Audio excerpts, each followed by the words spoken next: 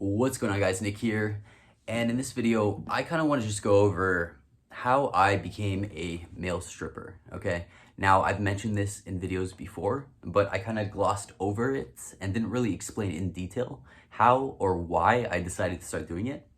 So I figured, story time, why not talk about it and how it's changed me as a person and shaped my view of, sexuality, women, dating, relationships, and overall like life. And it's funny enough taught me a lot of skill sets that actually benefited me quite a bit and shortcut my learning curve in terms of getting results with women and sales and just being more charismatic and less phased by things in life. Okay.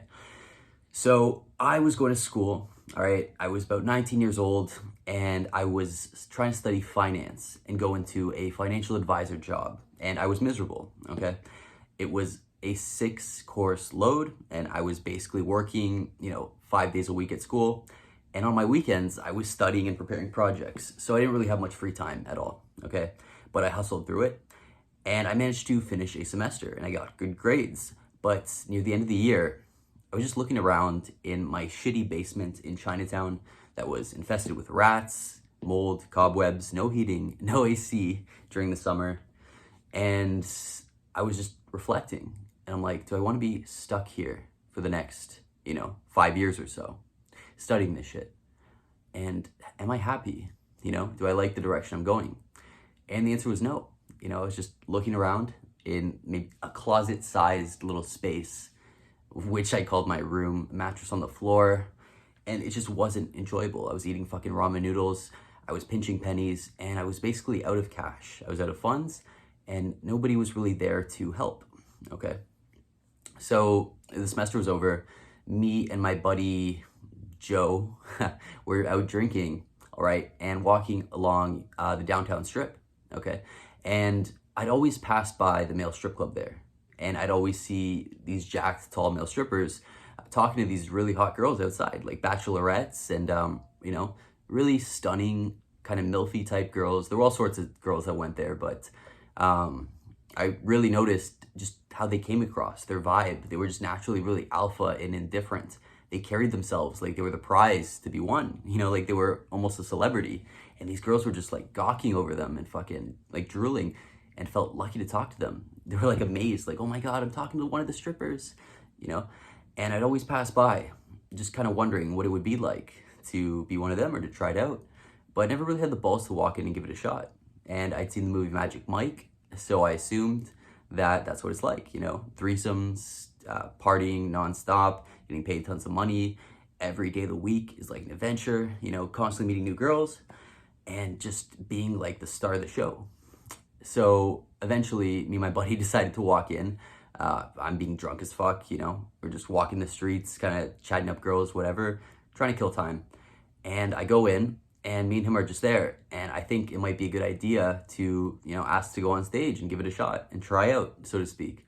So the manager tells me, okay, you're gonna dance for about 3 songs and get naked, go on stage, and, give it your best shot, and we'll let you know if we like you. So because I was fairly intoxicated, I'm like, fuck it, why not? So I go down to my undies, whatever, and also was supposed to whip my dick out at some point throughout the dance, and I couldn't dance for shit. I was just fucking improvising, fist pumping, like dancing as though I was inside a club. But I felt this rush of adrenaline, and everyone was like watching me, and they were just intrigued, and I was, the one person captivating all the attention. It gave me a sense of power almost, and it was just like a drug. It was thrilling. It was amazing.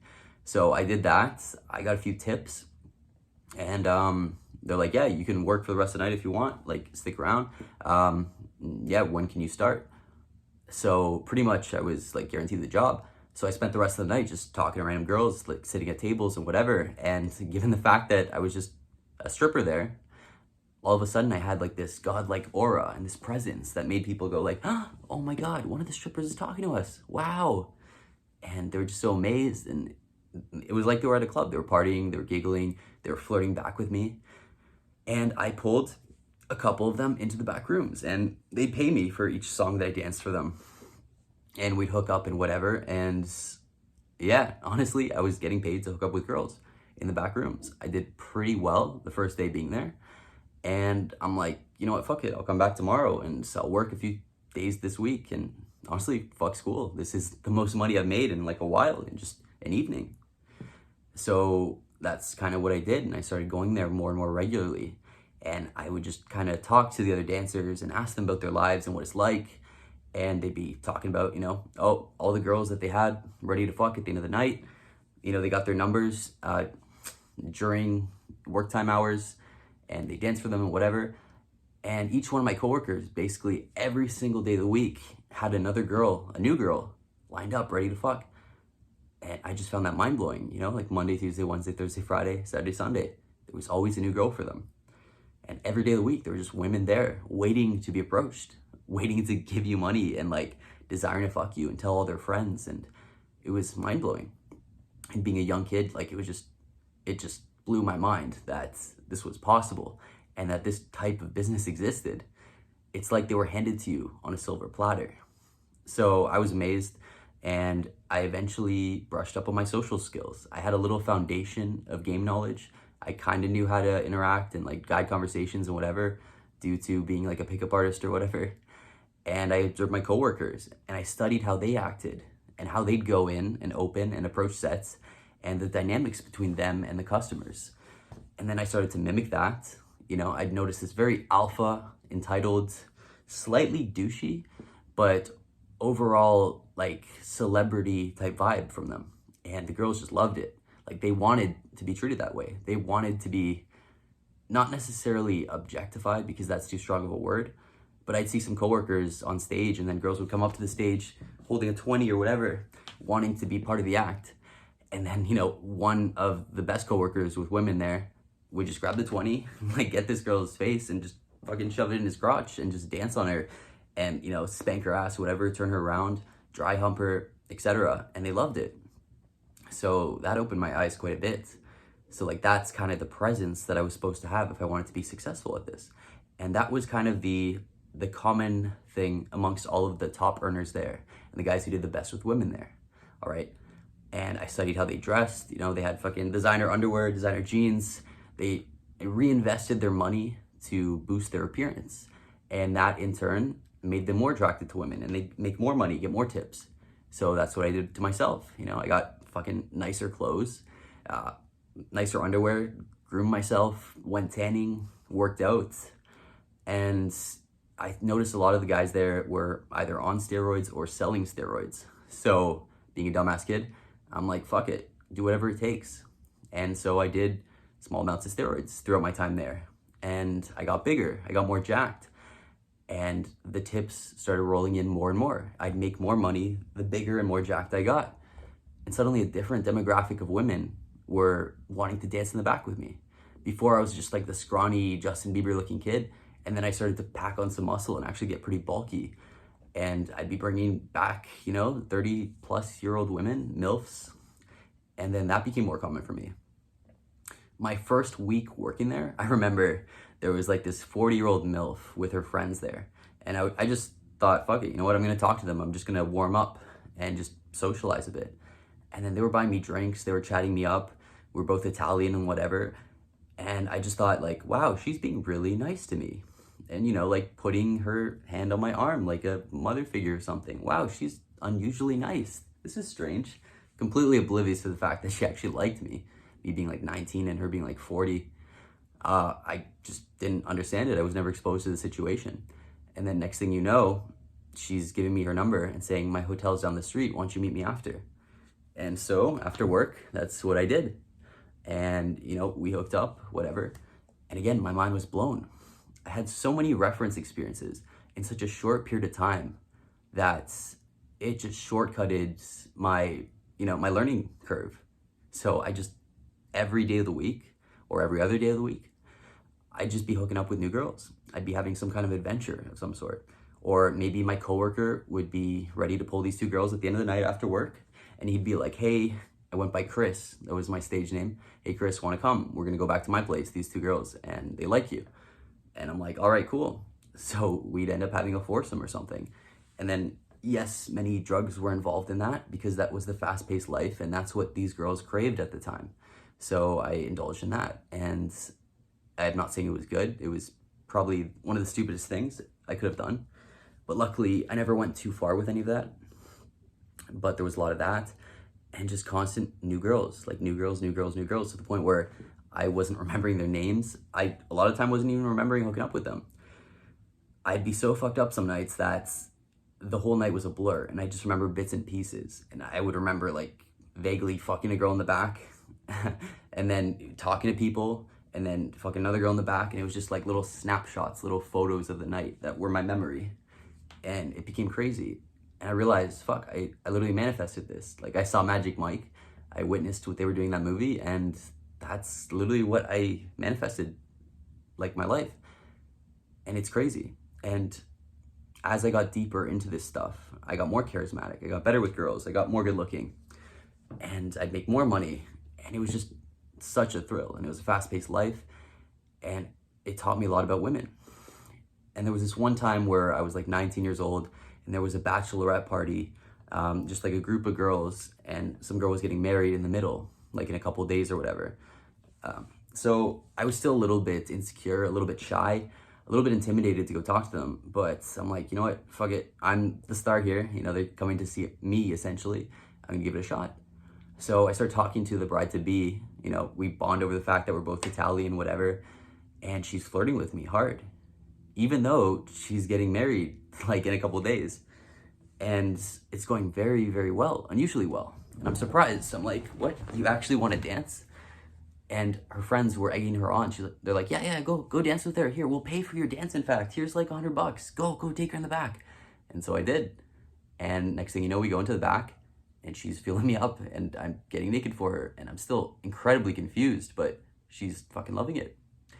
And next thing you know, we're hooking up, making out, and then we're like literally fucking back there. And, you know, I'm not saying it was necessarily a good thing that I did, and I don't condone cheating, but at the same time, like, she was pretty fucking hot. She was some 27-year-old bride-to-be, and I'm just like this 19-year-old little shit. And I thought, this is one of the coolest things I've ever done. Wow. And so we do that. We exchange numbers, Instagrams, whatever. And she tells me, like, I really, really like you. I want to come see you again, you know, before I get married and everything. And I'm like, okay, cool. Expecting to never see her again. Then maybe a day or two later, she comes back with all her bachelorettes again. And I was surprised to see her. And next thing you know, we go for another dance, and we're fucking again. And it was just so mind-blowing that she would like cheat like that on a guy she was with for like 12 plus years. And then that became such a common occurrence amongst even bridesmaids, you know, where the rationale was, well, you're not married yet, sweetie, so you can do whatever you want tonight. And that was the ongoing thought process towards being at the male strip club. It's like a male bachelor party where they go to strip clubs. Females do the exact same thing. They're not having cups of tea and fucking a couple drinks of champagne with their girls at the house and playing Scrabble. Like, no, they're going ham. And the amount of degeneracy and fucked up things that I've seen and even heard stories of from my coworkers of guys doing in the back with girls that had boyfriends, girls that were getting married soon, girls that had kids and were already very much married. They would just keep it a secret. They'd keep it on the low. This was like their little dirty secret that they had and then their girls had, and they'd all come, even regularly, some of them, to the male strip bar to see a specific dancer, and then that was their regular. And they'd literally pay him to fuck their brains out on a regular basis, weekly, monthly, whatever, with their husband's money. And that was a common thing. Girls with boyfriends, you know? Sometimes I'd go up to girls, I'd go talk to them, and I'd be like, you wanna go for a dance? And I'm like, oh my God, I'm so sorry, I would, you're so cute, but I have a boyfriend. And then one of the elite alpha strippers there would go talk to the same girl. 5 minutes later, his dick's out, and she's jerking him off and giving him fucking money. And like, you know, he takes her in the back, and she's all about it. And all I hear from like the back rooms is and moaning, and my jaw, I swear, it hit the floor. I'd see girls coming in with their friends, and they're from different countries, different cities, whatever. They were on school break, etc., and they just wanted to have a good time, which ended up in being some drug-fueled orgy at some $1 million fucking Airbnb or hotel that they had or something, and just crazy ass nights. And again, like, it just opened my eyes it almost made me very jaded though, because I never realized that behind the scenes, a lot of relationships function like this. And it became literally a cliche that the women coming in were taken, okay, and claimed to be loyal and this and that, and acted as such. And then hours later, you know, they're ready to have fun, they're ready to make the night worth remembering, and they go and fuck at least one of the strippers back there. And then it becomes a regular thing. And the strippers there, my coworkers, treat it like it's nothing, like it's no big deal. Like, yeah, it's just another day, it's just another Monday, whatever. And it was insane. And there's like so many stories, years worth of stories that I could easily tell, but it's probably hard to condense it all in this video because it would be very, very long. But yeah, I mean, I had a taste of almost fame, you know, and insane abundance. This was like a parallel universe that I entered where I was like fucking Brad Pitt in this tiny little universe, this little social circle. And just experiencing that was insane. And it gave me access to hotter girls, better girls, more girls, because I had this title there. You know, I had this authority. I had this situational confidence and this situational fame, if you will. And I'd meet, you know, other female strippers coming in on their break. I'd even dated a couple of these female strippers and got to peer into their lives and what the industry was like. And in a lot of ways, it was incredibly dark, but it was mind-blowing. It was eye-opening. And it taught me a lot about the nature of human beings and, you know, monogamy and even like sales and persuasion and how people operate, how to find out what makes them tick and, you know, persuade them to want to be with you and convey authority and fucking have high self-esteem and confidence and abundance. All these things kind of made me way more alpha. And I'd probably be a very different person today had I not gone through that. And very few people on this earth have gone through a similar situation and gone through that type of reference experience. And they probably never will to that extent. But this translated very well in my game and everyday life and allowed me to kind of mimic the results and the attitude that I had in there in real life, you know, and everyday life and just talking to random strangers at the club or on the streets or during the day or whatever.